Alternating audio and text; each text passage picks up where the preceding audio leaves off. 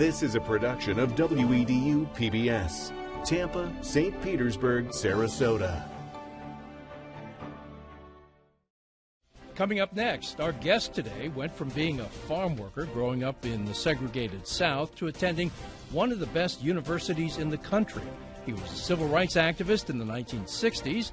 His award-winning writing for the Tampa Bay Times has opposed some types of political correctness. He's written about the modern-day vestiges of slavery and what blacks themselves need to do to overcome the legacy of oppression. Writer Bill Maxwell is our guest right now on a special edition of Florida This Week.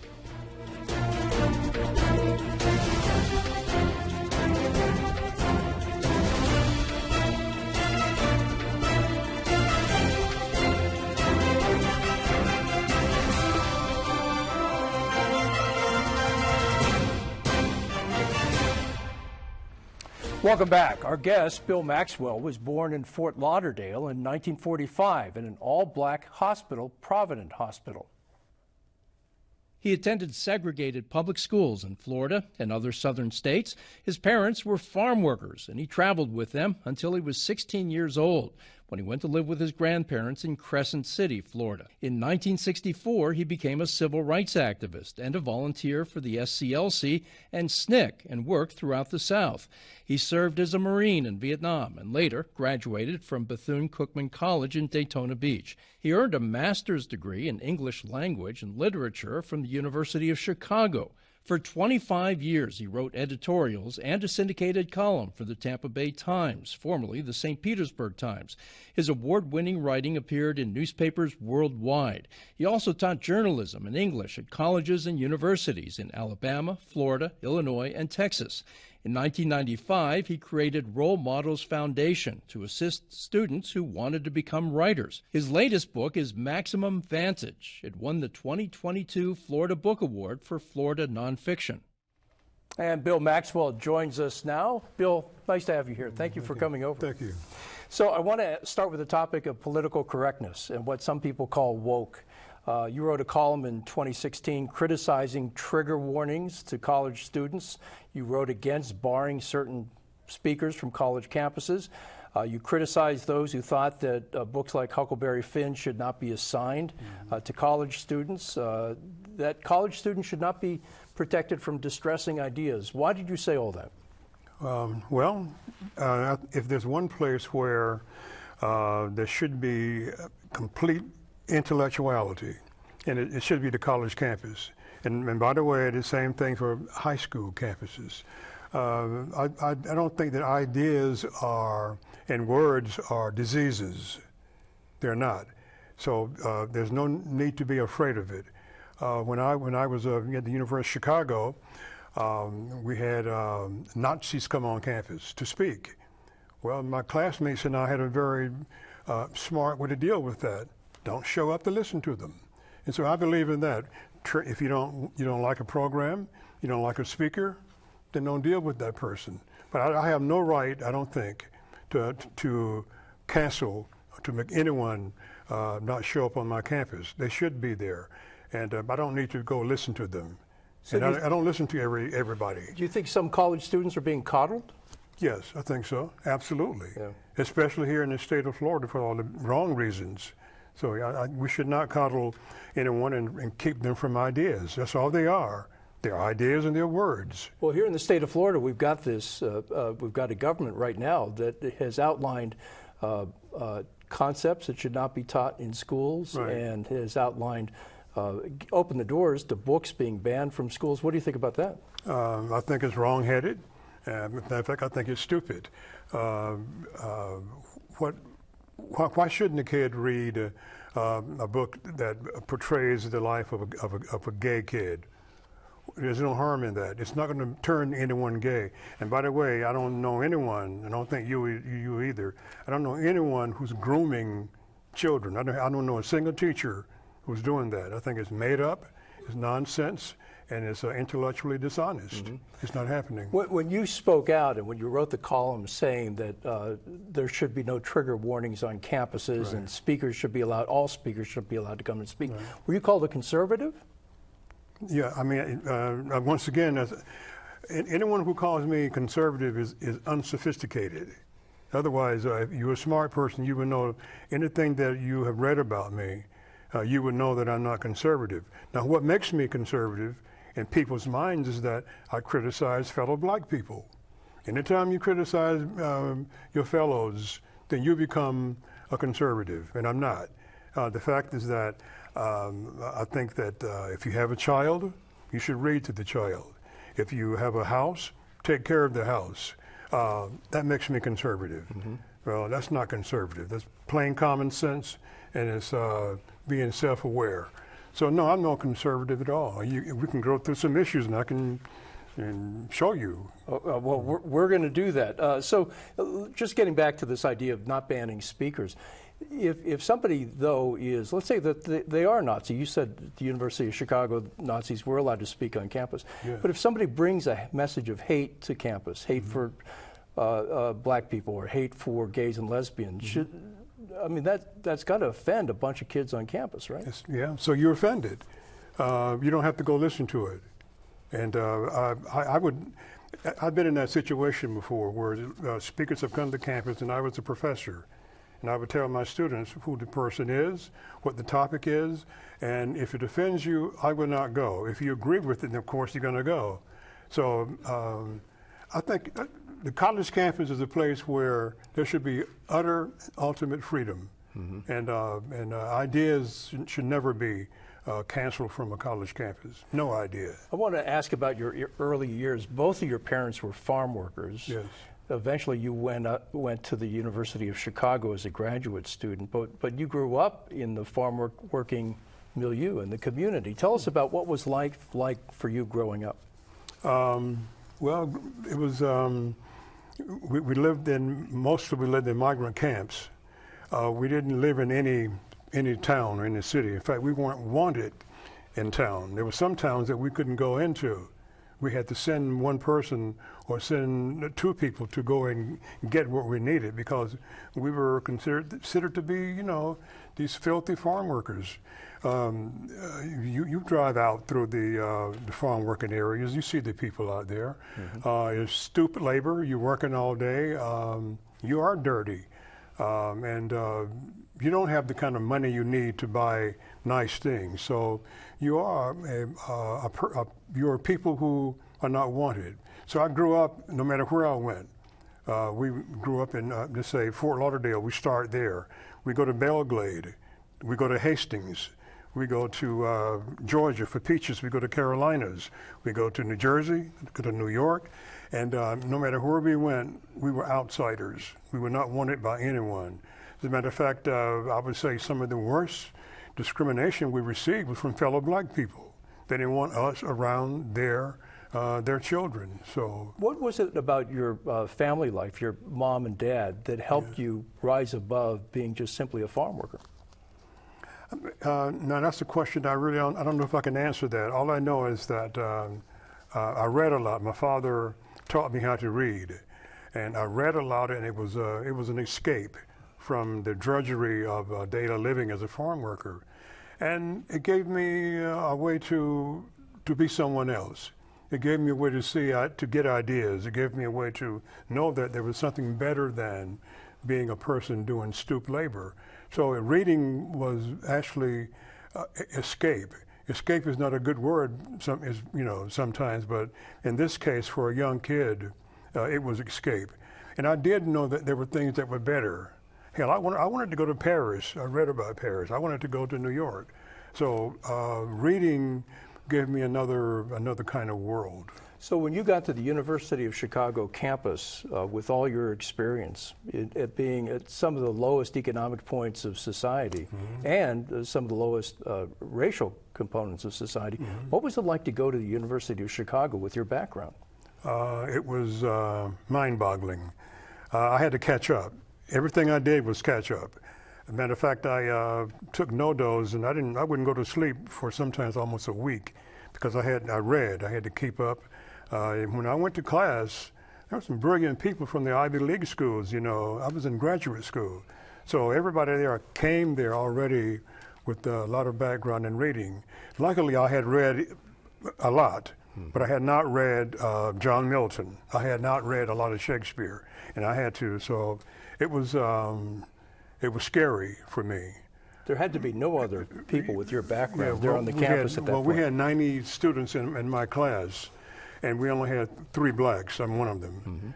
So we stood out like sore thumbs, you know, and there were a couple of professors who would lean on us to make sure that we had read the material. Fortunately, all 3 of us were readers. So, but I did. After a while, you know, you begin to blend, and after about into second quarter, I could feel that I had been accepted by many of the students, but it was off-putting initially. And for many of the professors, they had never had someone like us in class before. Before you got to the University of Chicago, you were, among other things, an organizer with Dr. King's Southern Christian Leadership Conference and with the Student Nonviolent Coordinating Committee. You signed people up to register to vote in Mississippi in 1964. Tell us about that. It was hell. It was scary. It was very violent. There was a poll tax for blacks to go register to vote. There was also a literacy test that you had to take. And most people could not pass the test because it was made up on the spot. You know, what does the Fourth Amendment to the Constitution say? And so you had to, you know, who knows that? So it was mind-boggling, and then we had to knock on doors. So we went door to door, trying to get people who were, the fear of God was in them already. You know, Mississippi was a very violent place. So most blacks that we talked to did not want us to come and talk to them. They were nice enough, and they would promise us they were going to go register, but we knew that we were, you know, it was an uphill battle.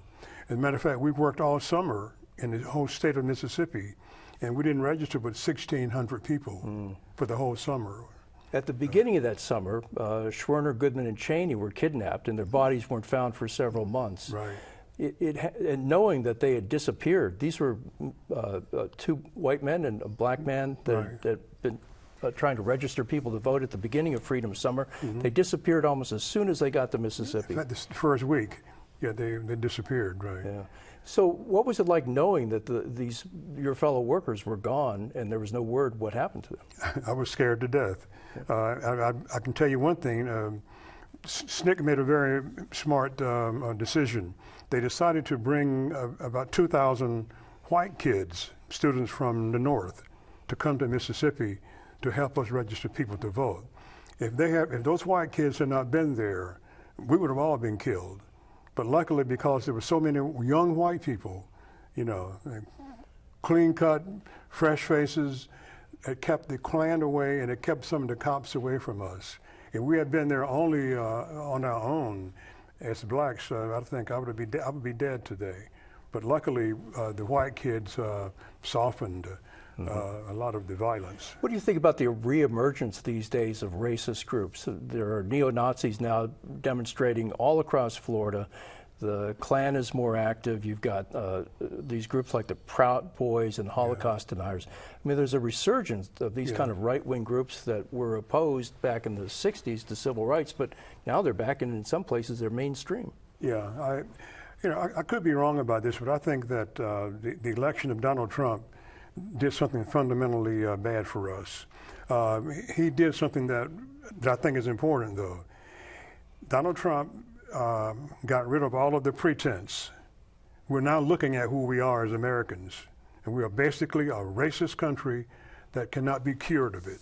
And Donald Trump has proven that. And now we have institutions that I even thought at one time were pretty much immune to what we're up against, but we're not. I thought, and I wrote a column many years ago, that what distinguished us from other places was the rule of law.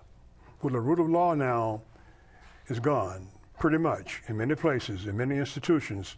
And so you see what you get when that happens. I never would have thought, and I would have bet you $1 million that what happened at the Capitol January 6th could not have happened in this country. But that's what happens when you pull away the pretense. That's who we are. Okay, so when you say the country cannot be cured, that sounds pretty pessimistic. You It think is there's no, okay, so why are you so pessimistic? Because we're racist. I mean, America is a racist place. It was founded that way. I mean, look at slaves came here. We used slave labor to make the country what it is. What do you think is going to change about that? I'm dark skinned. You can't change that. On site, I'm a problem for a lot of people. I want to read from your book, Maximum Vantage. It's a collection of your columns over the years, and it goes to this point. You talk about African Americans, and you say many have cast aside the old romanticism of the land of the free. No matter what conventional wisdom holds, insightful blacks know that they are permanent strangers in the place of their birth. Yeah. That phrase, permanent strangers. Talk more. Why do you feel that way? I'm never going to be accepted. You know, as I said before, on site, I'm not accepted.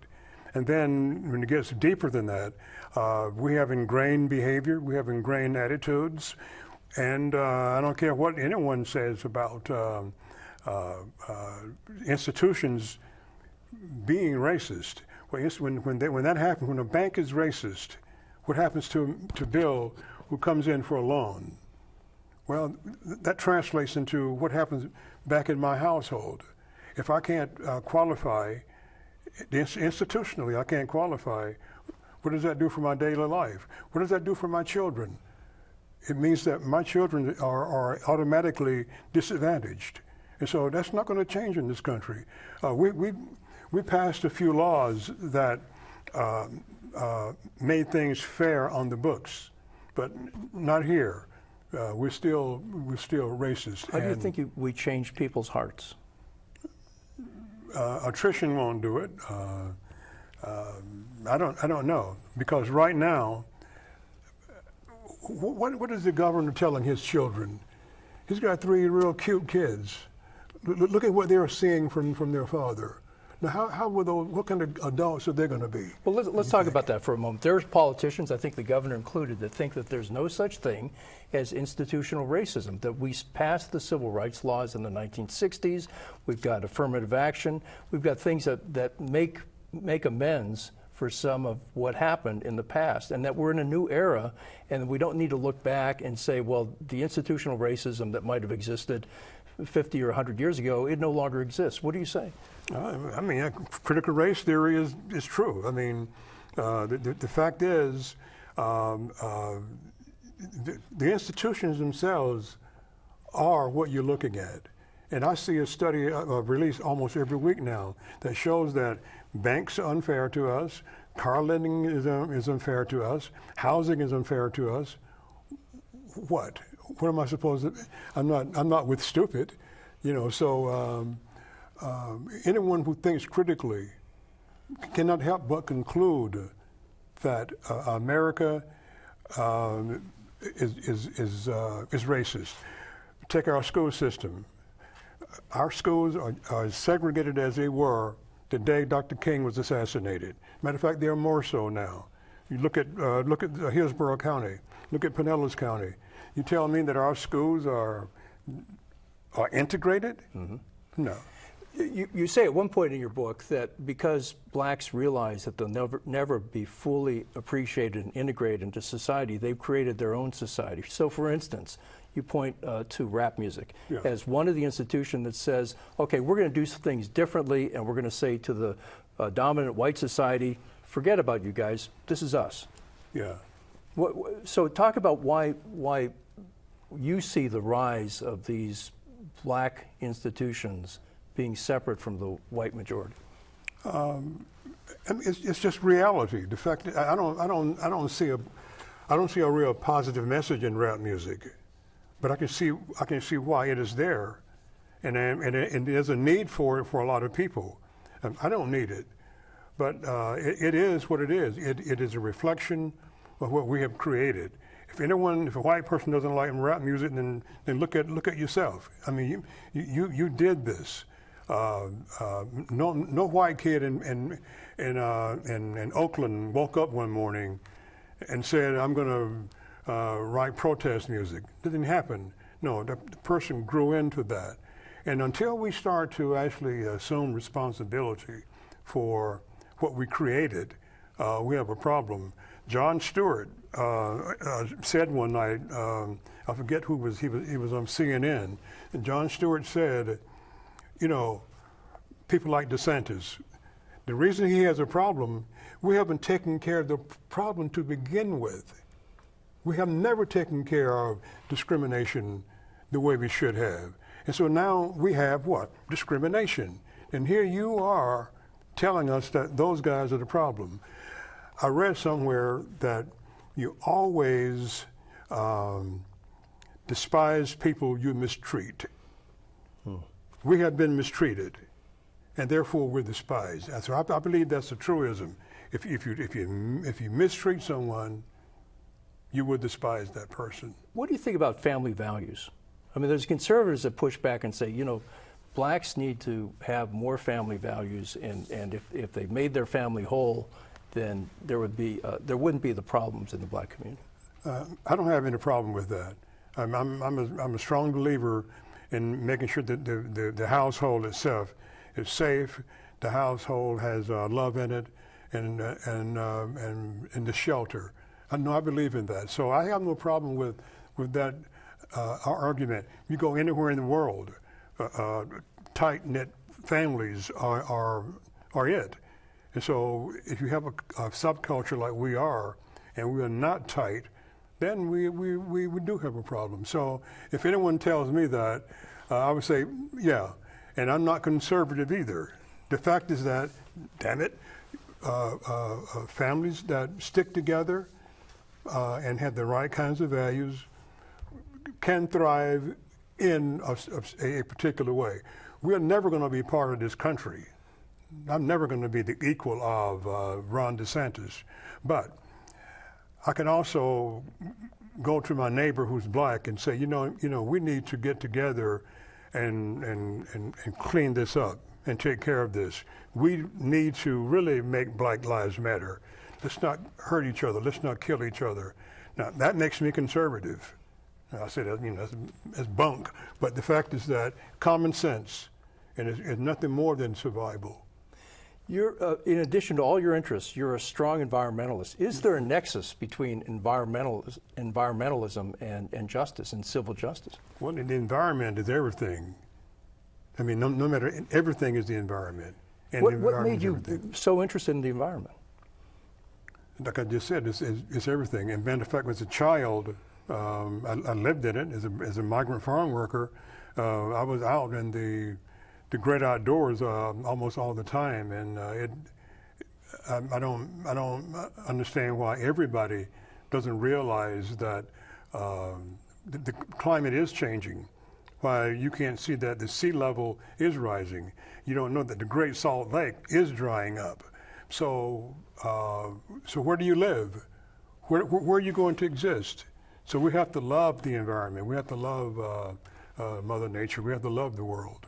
Bill, we're almost down to the last minute or so, but we're coming up on the anniversary of Dr. King's I Have a Dream speech. And you say that a lot of people that are now saying things favorably about Dr. King are getting it wrong. Yeah. Tell us what you mean by that. Yeah, I mean, nothing galls me more than to have some white guy running around saying, Dr. King said, judge me by, not by my skin color, but by the content of my character. Okay, I would judge you by the content of your character. You're racist. So if you're a racist, you don't have the right. You don't have the. Ron DeSantis does not have the right to mention Dr. King in any way whatsoever. None of these segregationists, and that's what they are, have the right. No one in Alabama right now that I know of who's a leader that got rid of Doug Jones, but none of those people have the right to invoke the name of Dr. King, because Dr. King did not mean for you to use his words that way. He was trying to tell you that we have value, we are equal to you, and God made us all equal. And so no white man, especially a racist white man, has a right to invoke Dr. King's word, because you would be intellectually dishonest when you do. We just have 30 seconds. Are you saying that there are politicians that are want to re-invoke segregation? Yes, a lot of them. I'm not sure if Ron doesn't want to. Rick Scott, I'm not sure what he. Yes, we have some very bad people actually running the state of Florida. I don't know where all these guys came from who go to Tallahassee with these. I don't know where they get it from, but they are. If you're telling me that my history cannot be discussed in the classroom, why would you be afraid of my history? Why would you want to white kids not to know that we actually hanged a man 3 blocks from here? The kids should know that. The kids should know that blacks were brought here in the hulls of ships and that they were worked until they died. Why shouldn't you know that? So anyone who perpetrates that kind of philosophy, who speaks that way, for me, is nothing but a racist. And we have a lot of those people right now running important institutions. I just heard this morning that many police departments, many of them now, are actually recruiting Proud Boys. Why would you recruit, why would you allow a person like that to be in the police department? Why would you allow a Klansman to be on the police force? And that was one of the problems in St. Augustine when I was growing up. Many of the deputies, many police officers in St. Johns County were Klansmen, and that's why it was so dangerous. Bill, thank you so much. We're out of time, but it's always great to talk to you. All right, thank you. Well, Bill Maxwell, thanks for being on the program, and thank you for joining us. Send us your comments at ftw@wedu.org and like us on Facebook. You can view this and past shows online at wedu.org or on the PBS app. And Florida This Week is now available as a podcast. And from all of us here at WEDU, have a great Memorial Day weekend.